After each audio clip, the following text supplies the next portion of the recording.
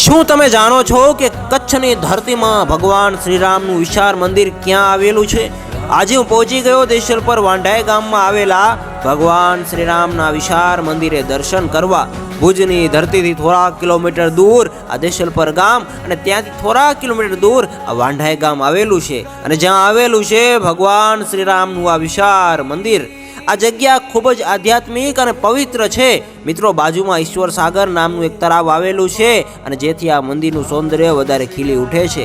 શિલ્પ અને સ્થાપત્ય કલાના ઉત્તમ નમૂના સમા આ મંદિરમાં ભગવાન શ્રીરામ, લક્ષ્મણ અને સીતાજીની મૂર્તિઓની પ્રાણ પ્રતિષ્ઠા તારીખ 12 માર્ચ 1993ના શુભ દિવસે કરવામાં આવી હતી અને કચ્છની ધરતીમાં કદાચ આ ઢબે બંધાયેલું આ એક માત્ર મંદિર હશે। પરમ પૂજ્ય મહારાજ શ્રી વાલરામજીની પ્રેરણાથી અને દાતાઓના યોગદાનથી આ મંદિરનું નિર્માણ થયું છે। અહીંયા પ્રાચીન અર્વાચીન સ્થાપત્ય કળાનો સુભગ સમન્વય જોવા મળે છે।